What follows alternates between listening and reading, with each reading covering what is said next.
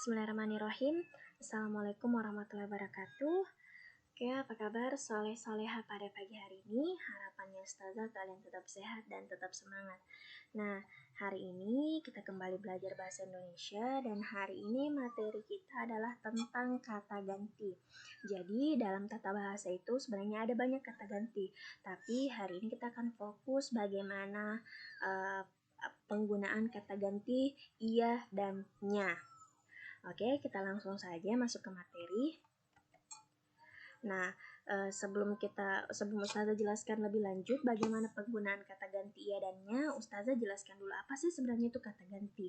Nah, jadi kata ganti itu merupakan kata yang dipergunakan sebagai pengganti subjek atau objek yang berupa benda ataupun orang. Nah, ingat benda itu ada dua jenis, benda hidup dan benda mati. Nah, jadi kata pengganti ini tidak berfokus pada yang hidup saja, tapi juga pada yang mati, pada benda-benda mati seperti meja, kursi, dan macam-macam. Nah, di mana kata ganti ini memiliki fungsi sebagai efisiensi dan efektivitas kalimat dalam sebuah wacana paragraf. Nah, sebenarnya kata ganti ini digunakan hanya untuk supaya memudahkan ketika seseorang menulis atau ketika seseorang ingin menceritakan sesuatu. Jadi kata ganti ini digunakan untuk menggantikan orang yang sedang kita bahas. Jadi supaya dalam sebuah cerita nama orang yang kita bahas itu tidak kita tulis berulang-ulang, kita tidak sebut berulang-ulang, makanya kita menggunakan kata ganti. Nah, kita langsung lanjut ya. Apa sih itu sebenarnya ciri-cirinya kata ganti? Jadi, ciri-ciri kata ganti secara umum itu ada 3. Yang pertama, umumnya kata ganti itu digunakan sebagai pengganti subjek atau objek. Tapi kadang juga ada yang mengganti sebuah predikat atau verb. Jadi, cuman pada umumnya atau lebih sering digunakan itu untuk mengganti sebuah subjek atau objek, di mana di sini subjek sebagai pelaku atau orang yang melakukan sebuah kegiatan dan objek adalah sesuatu yang dituju dari predikat atau sasaran dari predikatnya. Nah, ciri yang kedua adalah acuannya ini berubah-ubah tergantung yang sedang dibicarakan, karena kan dalam satu topik atau dalam satu cerita tidak mungkin yang dibicarakan hanya satu subjek. Nah, makanya dia disebut berubah-ubah tergantung dari orang atau benda atau subjek yang sedang dibicarakan. Nah, biasanya menyesuaikan dengan konteks kalimat. Jadi ini penggunaan kata ganti biasanya disesuaikan dengan konteks kalimatnya. Apakah dia kalimat positif, apakah dia kalimat negatif, dan apakah dia kalimat interrogatif. Oke, untuk ciri-ciri sekarang kita masuk ke penggunaan kata ganti iya dan nya. Nah, jadi penggunaan kata ganti iya dan nya yang pertama adalah kata iya dan nya merupakan kata ganti orang yang jumlahnya hanya 1. Jadi ini digunakan untuk menggantikan kata ganti orang, tapi jumlahnya hanya 1.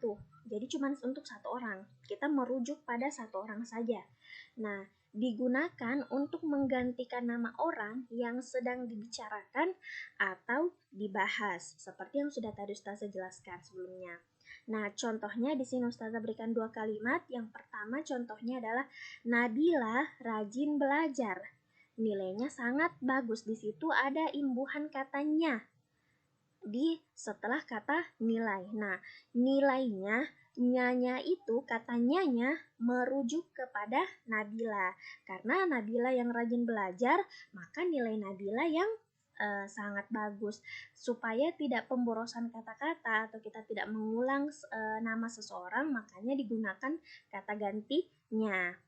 Tapi kalau kita mau lebih panjang kalimatnya, bisa juga Nabila rajin belajar, nilai Nabila sangat bagus. Tapi itu terlalu membuat kalimat kita jadi kedengarannya terlalu ribet.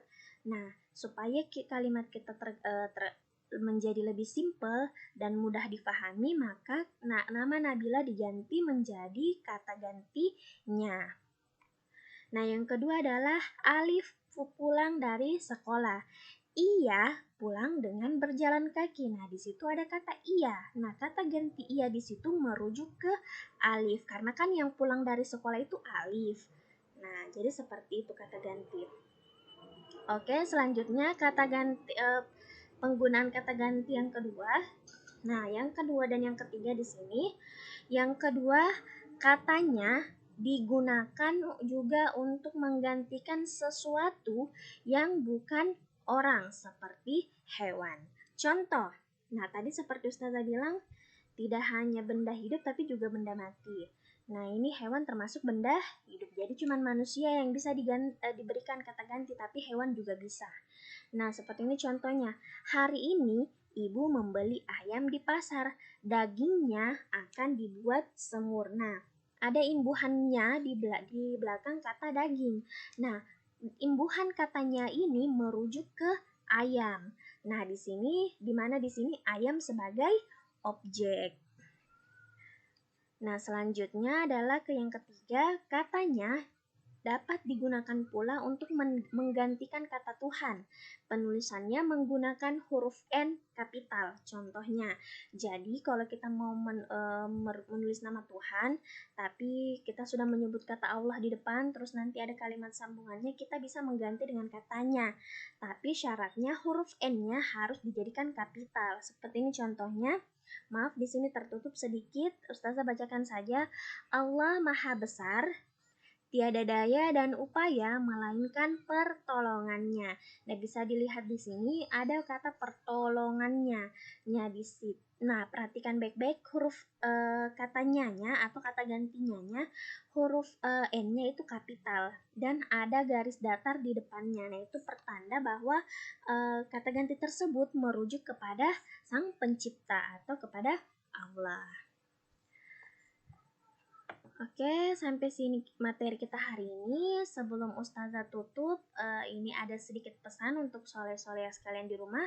Karena materi kita di tema ini adalah tentang menyayangi tumbuhan dan hewan, maka Ustazah mengambil sedikit firman Allah dalam Quran Surah Toha, yaitu yang artinya yang telah menjadikan bagimu bumi sebagai hamparan dan yang telah menjadikan bagimu di bumi itu jalan-jalan dan menurunkan dari langit air hujan, maka kami tumbuhkan dengan air hujan itu berjenis-jenis dari tumbuhan-tumbuhan yang bermacam-macam. Makanlah dan gembalakanlah binatang-binatangmu. Sesungguhnya pada yang demikian itu terdapat tanda-tanda kekuasaan Allah bagi orang yang berakal. Jadi memang kita dianjurkan oleh Allah untuk memakan dan menggembalakan binatang-binatang yang ada di muka bumi ini yang telah diciptakan oleh Allah. Tapi dengan cara yang baik dan juga menyayangi mereka. Oke, sampai sini pertemuan kita hari ini. Sampai sini materinya dari Ustazah. Lebih dan kurangnya mohon dimaafkan. Wassalamualaikum warahmatullahi wabarakatuh. Bye.